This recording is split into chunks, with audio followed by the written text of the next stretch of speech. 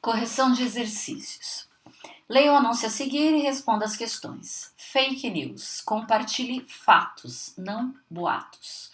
Portal79.com.br. Explique o contraste criado entre fato e boato no contexto.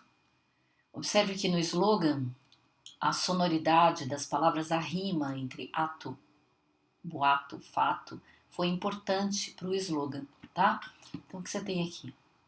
Slogan, logotipo, texto verbal, que corresponderia à imagem que precisa estar em destaque, tá? Que é como se fosse um carimbo. A ideia de carimbo, né? A ideia carimbada.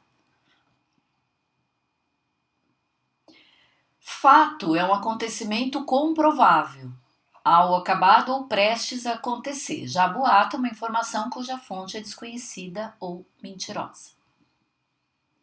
Qual é o objetivo principal do anúncio? É um anúncio publicitário, então é um texto argumentativo. O objetivo é convencer as pessoas a não divulgarem notícias falsas, tá? As campanhas publicitárias têm um caráter argumentativo. Vamos lá, identifique a função sintática exercida pelas orações subordinadas a seguir.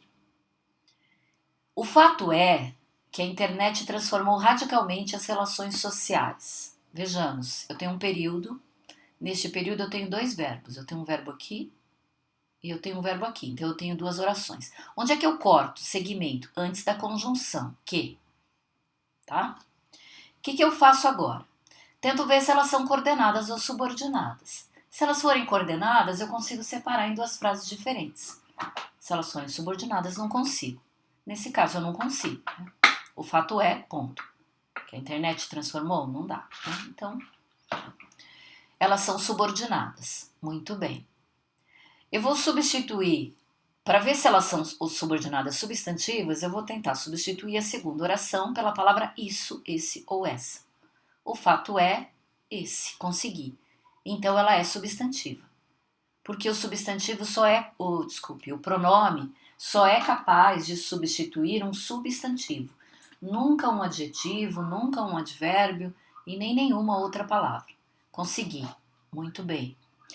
Agora eu aproveito essa experiência para identificar qual é a função desse pronome. Por quê? Se esse pronome está no lugar dessa oração, a função sintática que ele tiver é a função que essa oração também vai ter, tá? Por quê? Porque essa oração desempenha uma função sintática que falta na primeira. O fato é esse. Esse seria predicativo do sujeito, imediatamente após um verbo de ligação. Observe que a oração principal vai ser segmentada aqui, ó. O fato é, você tem que deixar esse verbo aqui dentro, porque não existe oração sem verbo. Se a última palavra da oração principal for um verbo de ligação, a outra é predicativa.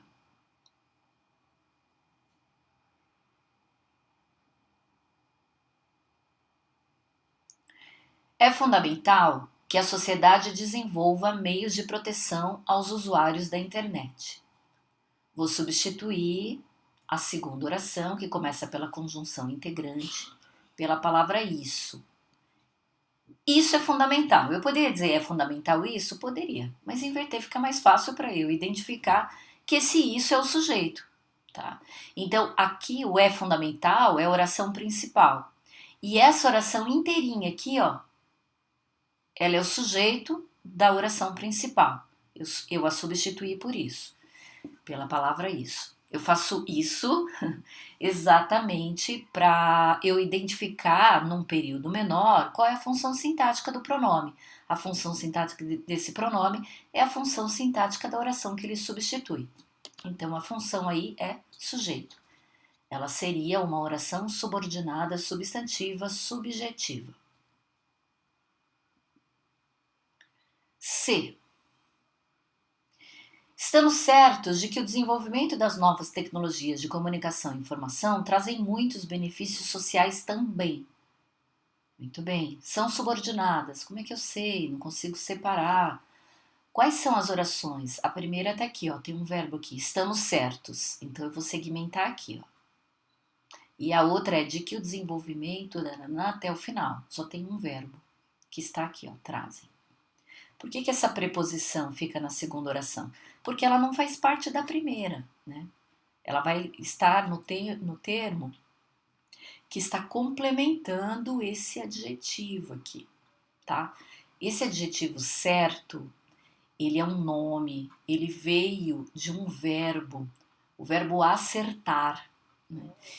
Acertar, ter certeza, estar certo, ou seja, ele deriva de uma ação. Quando ele era verbo, ele precisava de um objeto.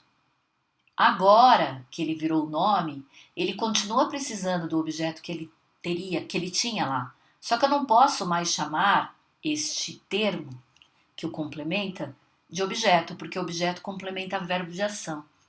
Então eu chamo de complemento nominal. Vejamos, estamos nós, sujeito desinicial, oculto ou elíptico, né? Estamos certos disso. O que eu tenho aqui, ó? Eu tenho um verbo de ligação, um predicativo do sujeito. Agora veja que esse adjetivo aqui, ele veio de uma ação, como eu já falei, de acertar, ter certeza, estar certo. A ideia de acertar, né? Então, ele veio de uma ação. Quando ele era verbo, ele precisava de um objeto. Agora que ele virou um nome, ele continua precisando do mesmo objeto que ele tinha antes. Só que eu não posso mais chamar esse termo de objeto. Então eu chamo de complemento nominal. Então aqui é uma dica. Veja que eu coloquei entre parênteses, porque é só uma forma de explicar. Mas isso não é uma noção gramatical, tá? Mas é só para você poder assimilar, relacionar com uma outra ideia que para você pareça mais fácil de ser entendida, tá? Complemento nominal é uma espécie de objeto indireto de um nome, ou seja, de uma palavra que já foi um verbo. Então, a oração subordinada substantiva completiva nominal.